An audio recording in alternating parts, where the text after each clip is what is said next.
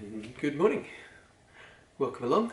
Today's video is on the topic of faster, and that we have to slow down, except for maybe the pace of my videos. They could possibly speed up, but you know, not the passing on of my videos. Perhaps they might need to be sped up in the process of sharing along. So do if you feel that way at any point, that there's some salient points in this video you think might be worthy, that even if you're not into my channel, which is for world peace and how to bring it about right now on the planet. Like, you know, I mean, right now, I mean this year, you know, bringing about world peace can be done. But if you're not into that, you know, and you just think there's some points in this video that might be worth sharing with your friends, please do. They might hit my channel up and they might look at some of my other videos, and I'd agree. I've been doing them for just on 2 weeks now. Probably took me 10 days to make a small amount of friend with the camera and feel a bit more able to be less of a deer in headlights and frozen and unable to almost think when in front of the lens. Now I can almost think, but it doesn't change the fact that I also, you know, have some script points that will aid these videos to stay to just one topic, if you will. Now, that being said, my timer wasn't going, and I've probably lost a minute or so there. What have we got? Maybe a minute and a half. All right, so good. I'll adjust that in my head that at the 29-minute mark, I've got to be ready to have wound up. Look, it might make for a better ending. I don't know, but what it will lead to is it's just coincidence, if you will, that the sun rises at this time of day, and I do point my camera out the window sometimes to capture that beautiful light as it sort of lights up. But more so that I've got the majesty of the universe, the world, if you will, the beauty in my eyes while I get to do these videos, because, you know, these videos aren't about me, they're more about the message, and I feel a lot happier, I guess, connecting in my safe part of the world to absolute beauty while doing them. But I do these videos because I believe there's inherent beauty in you, and I just want to nurture that along, you know, find a safe world for us all to be able to enjoy these moments, and not necessarily these moments, because again, you know, deer in headlights. So look, thank you. That's got to be more than a minute for intro. It's been probably 2. So some of that's probably getting to know me, some of it's getting to know my process, and certainly not faster yet. You know, well, we don't want faster. We have to slow down. Now, I give that as a topic because it's really significant. It's going to be what undermines society. Now, you can say that we're getting faster and that makes us smarter and faster and better, you know. Maybe. Okay, let's explore this a little bit. So, I'm not going to be scientific here. I'm not going to quote the studies that I read. I'm going to allude to just one point, right? So, over the course of the next 25 minutes, we're just going to extrapolate one thing we know about humans and the pace of living, and then we're going to look at how that change up might affect us.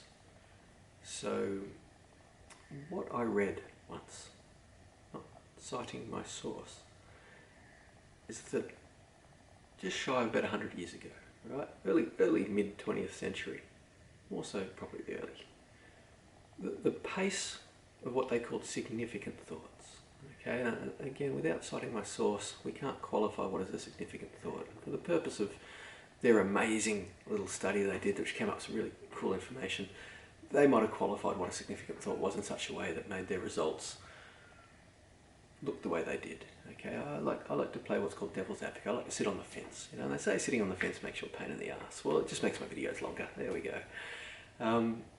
When I look at this information, you know, what about it might be incorrect? Well, I think as I present the meat and bones of this idea, and not my idea for world peace, but this concept about us needing to slow down because everything's getting faster, it stems from pretty sound thoughts. So you can test in your own internal world whether you think it's real, if it holds anything that might be something that you agree with. And the notion was, so maybe 80 years ago, maybe 90 years ago, a significant thought, we had maybe 3 of them. And I don't know if it was a day, it wasn't a year, and if it was, over the course of a year, however many it was quite insignificant to the modern living. So what they had because of, we could argue that their social skill set. Like back then we all knew our neighbours, and we engaged with the community around us. Okay, so a significant thought could have been anything along the lines of, you know, the Jones kid, he's Richard, you know, he's getting engaged to the Reynolds Altus kid or something, you know, there's some made up names. I don't know anyone from 90 years ago.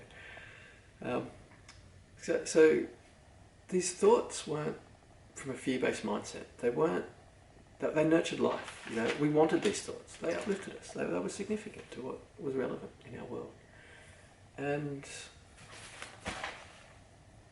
we're maybe 3 a year. You know, it's not 3 a year, maybe 3 a day. You know, so the nature was we could go about our work almost autonomously and not have to engage and be caught up in things that necessarily didn't matter. And these things that then got into the periphery of our thoughts that were significant, and they were few and far between. We probably gave them some weighing. You know, we probably valued them, and they would have been significant enough to want to share on. You know, they were things that all the different centres of our brain were nurturing.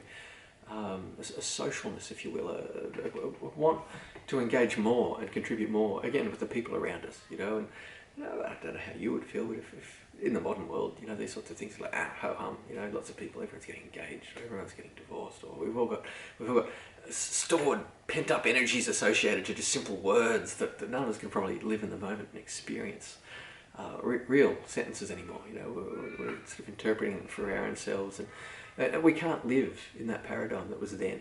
You know, that was 80, 90 years ago. The pace of living we know was slower. And a lot of us will have a stigma that we associate to people that are a bit slower, maybe from the country or something. And at the end of the day, they channeled real heart values, you know, and I want to say love values, but it was so much more than love. To be engaging with your community, you know, maybe you did it as an act of love, but nobody called it that. It was a sense of community. It was what you belonged to. It was important. And so these thoughts that came to us, that were given to us, these moments of knowledge that were shared with us, were relevant to people that weren't necessarily in our immediate life. And we had an emphatic connection to them. And so I think you might be able to see where I'm going with this, because that was then, and then this is now, right? And so the study went on to say that we've moved away from only having a few significant thoughts per day, which were significant about engaging with others, that we had emotional connection with, that nurtured life, you know, were things that actually mattered to our heart and generated the areas in our brain that made us feel socially connected, right? We moved away from that, because now we have like 10,000 a day, or whatever the same time period was. It had ramped up by a factor of, and even if, let me just get the numbers wrong, okay? Let me just be overly generous, and let's say it was 10 back then and it wasn't, it was 3. And let's say it was 1,000 today, right? So it's still a difference of like 100 times. And it's not the number of them, okay? The number of them, you know, we can associate with not being slow and in the country. We can associate with, oh, my brain works faster, which in the modern world is a successful thing. I would like, you know, we're all told, you know, oh, you can multitask doing that, and you can do this, and then your workload, we're just going to dump all this on you because we know you can do it. And most people will do it. Most people will put the whip on their back, and they'll push themselves a bit harder on the basis that the fear of losing their job, or, you know, the needs to stay in a social ladder or a circle that's paying off a mortgage and putting food on the table to pay for the descendants, and of which you have lots of descendants, because that'll, you know, might get you ahead in life. Although different countries have different attitudes to that. So, you know, I can only sell a mindset that, look, I'm coming from this study. I'll stick to the study right now. So we moved to this pace of like 1,000, and what we're at now is we reject them. You know, these thoughts that come into us, they're typically adversary. They're designed to get under our skin, not in a good way. The luminary Russell Brand's, he does a spirituality channel or something. You know, like that's a good under the skin. You know, getting under someone's skin in a way that might be worthwhile. You know, this isn't a spiritual podcast. They're to steal our thoughts. They're borrowing our attention. You know, it's advertising. We're training ourselves to not engage with them, to not trust in these engagements. So unlike in the past where they nurtured life, now they're stemming us. Now they're holding us back. Now they're causing us distresses. And we're having so many more of them. And I'm not talking 10 times more, I'm talking at least 100 times more. Maybe 300 times more. Maybe much, much more than that. Which means if you divide that into your day, the pace of them is unrelenting from the moment we get up. And so anyone that's learned my process knows that I don't pick up a phone before I come and do my video each day. And I do that on purpose so that those thoughts, those distractions aren't in the periphery of my mind. So I can be more genuine and share a more, hopefully, cathartic moment with you, the viewer. Thank you. But we're moving along, we're moving away from life, okay? So we're getting faster, you know. We focus on the intellectualism, so, you know, we reward ourselves for it. It's to get ahead, you know, we want to be faster. We're finding our emotions that do not serve us on this goal to net more money. And we say these emotions don't serve us. Well, they don't. They get in the way of us being able to get more done, arguably. So in the past, we might have had a few significant thoughts each day. And it might have been things like, oh, maybe I need to buy a couch, I don't know. Again, I wasn't around 80, 90 years ago, and I wasn't chatting with anyone then. My understanding is you probably had your furniture for a very long time, you probably had everything for a very long time. So the significant thoughts weren't about possessions, heaven forbid.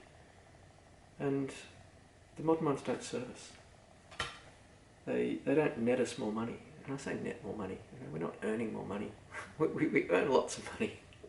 We don't net all of it, that's for sure. It all goes to all other sources. It goes to updating our consumer non-durables. It goes to just keeping them working. You know, at the end of the day, they've all got their planned obsolescence cycles and they've all got to be replaced. And so we've got the stresses then of making them work again the way that they were working, and then the phase in and the phase out time of setting that up. And so all of that stuff's new. I mean, the study I'd read, this thing, I mean, it was probably in a waiting room somewhere. You know, pick up a magazine and just read a casual thing in a New Scientist or something. And you know, some journalist is quoting some article, but that article was 25 years ago in my life, or a very long time ago, you know, more than 20 years ago. And that was before we all had mobile phones, and certainly mobile phones on cycles. And please, I would have had one when I read the article. I adopted early, so you know, and did all the wonderfully healthy stuff, like quite often rested my finger on the antenna and it would get really hot. Burn it off.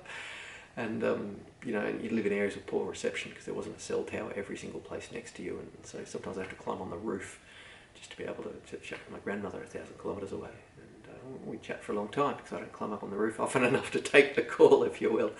So you know, probably the mobile phone,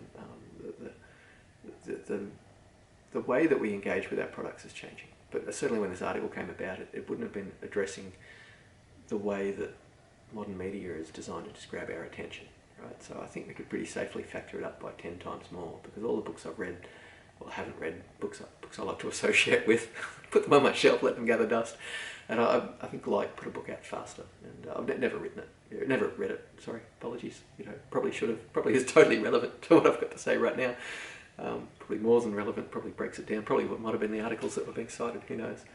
But you know, for all of this trying to net money, you know, not listing the earning it, you know, but our goal is to net more money, you know, and we know that we don't get to use what we earn, but we try to squirrel it away.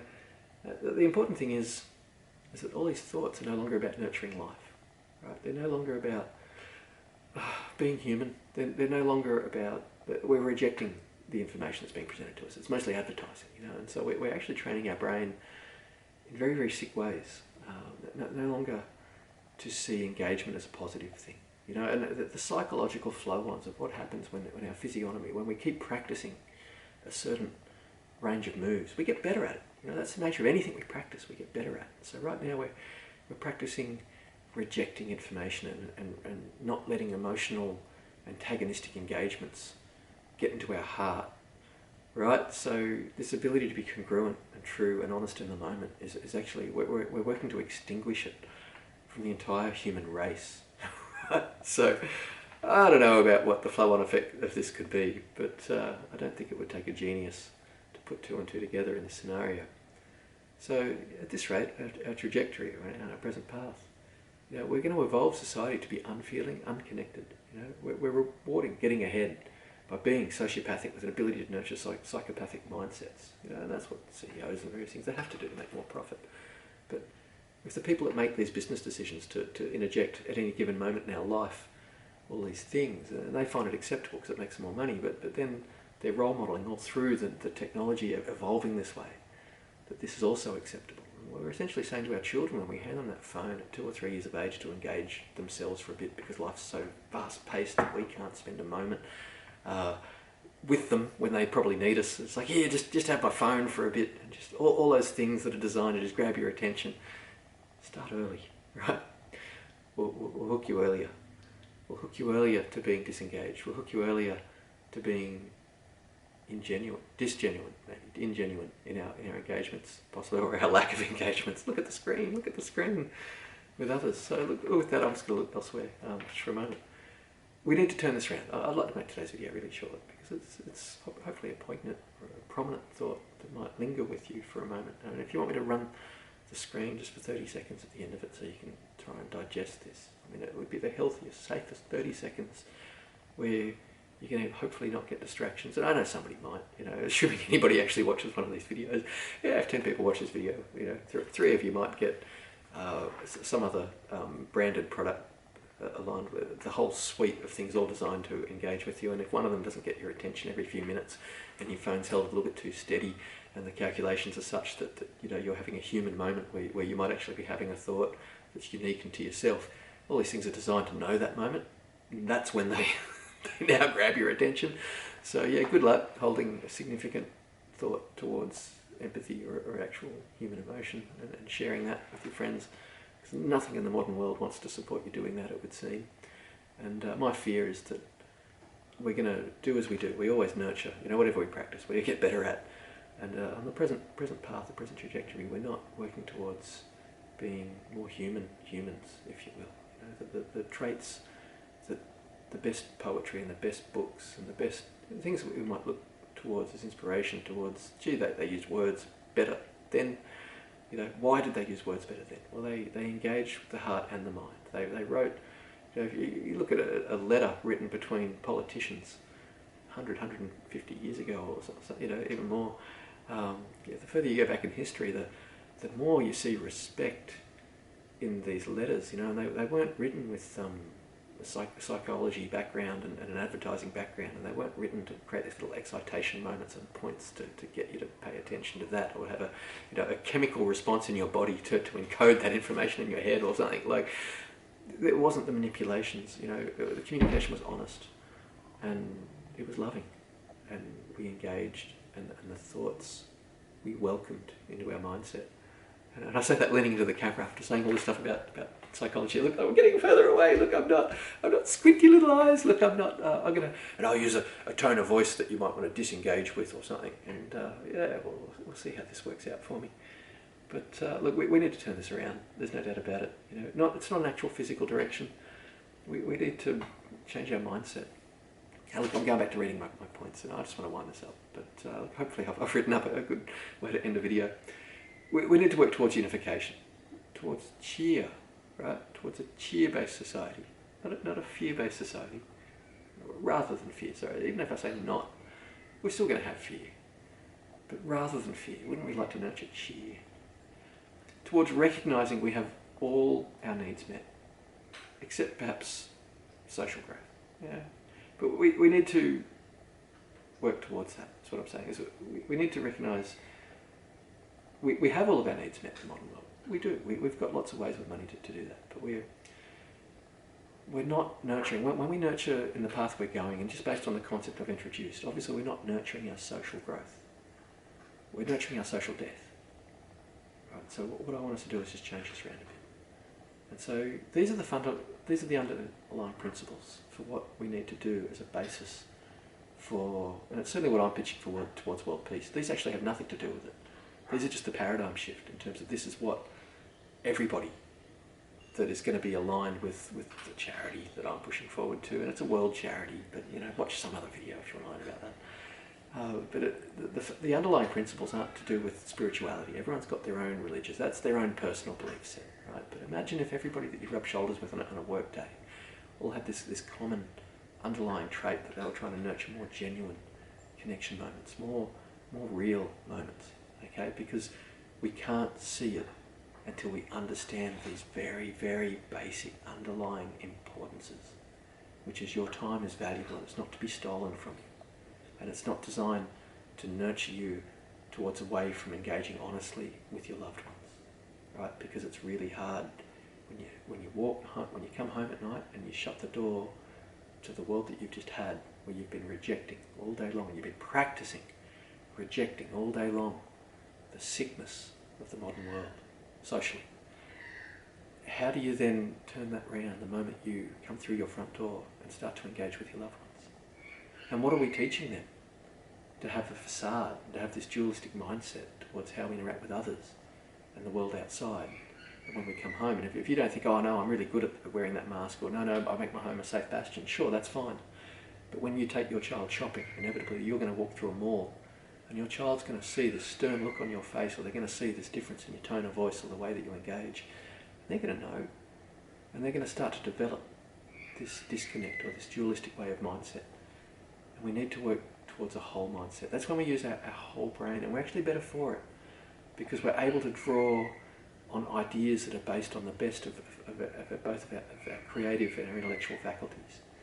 And imagine if we could use intellect to aid creativity. Imagine if we could use creativity to add intellectual breakthroughs and breakthroughs. But imagine if we could get back to writing good poetry and good stories that nurtured the heart and allowed others to feel that others understand humanity and are also working towards that. Because that there allows us to feel reassured. So, yeah, look, we need to work, I believe, on social growth. We can develop as human beings, not human doings, right? Because we're all human doings right now. Somebody else has coined this term. This isn't unique to me. If you're new to the internet, if you haven't had much looking in people's eyes and engagement with others, and you only want to watch YouTube clips that are all really well edited together and fast cut paces and whatnot, yeah, those humans are doing, and they're doing something really good, and those channels are really engaging. Okay, and hopefully their messages are good and that they're about products that you're interested in or topics that you're interested in. And I gather this topic right now that I'm presenting to you is probably not in your periphery, and it's associated with my whole, Great Reset for everyone, Great Reset for all channel, if you will. And it's about bringing about world peace, and it can be done right now, but I'm not trying to pitch that. I just want us to realise that we need to have these moments where I can now talk about my channel and you're not afraid that I'm selling you something and you're trying to disconnect, right? And so yeah, that's true. This is today's video, and if it's going to do better than any other video. It's most likely anyway. The odds are stacked in its favour because this one might be shorter. Hey, that'll work in its will. Yeah, we're motivated to work on personal goals, and that's what we've got to do. If we're working towards being human beings, we're working towards nurturing that you've said something and maybe it matters. So I did that. You said something. I squinted my eyes because I'm conditioned to believe that somebody else saying something is going to take me off my path, right? The new mindset doesn't have that. The new mindset has people aiding us because they're actually aware of what we're doing. When somebody passes you something before you even ask for it, and that's because some people out there, they're just aware of what's going on around them, and they're aiding. And usually when you look to those people, they usually have a religion, not spirituality, I'm using it as a negative term, a religion in place. They've got some dogma. But believe it or not, their dogma's working for them because it allows them to be happy and allows them to then, when they go out and about and they're engaging with the world. And when I say that, I'm not talking about mainstream Christianity necessarily. The Baha'i faith seems absolutely amazing from what little I know of it. There's so many different creeds out there, but none of us know that because we're all so fearful and we're all so busy attuning ourselves to not take on board anyone else's mindset and rubbing shoulders with anyone else with an idea that might have been dawned in a fiery furnace that wasn't one that we ascribe to, but the chances are it's probably worked for them, because if you look at societies, all the other ones that are on the planet right now are the successful ones. They're the ones that survived the enduring battle of time to get to be here on this planet right now, and so there might be aspects of what they've got going on that work for them, and they might believe in them, and you'd be mad to think that they shouldn't. And there's probably a lot in those little groups, those same people that are willing to help you because they're living in the present and the now. It might just be that those things that are working for them work towards nurturing humanity, nurturing but not just, yeah, humanity. I mean, that there is a blanket statement, isn't it? It's got so many different meanings, maybe, but it's comforting, and that's not the definition of a blanket statement, I'm sure. But that we're all working towards these commonalities that are healing and nurturing. And I am getting closer to the camera now. It's not because my message is getting more important and more salient, it's because I'm reaching for the off button.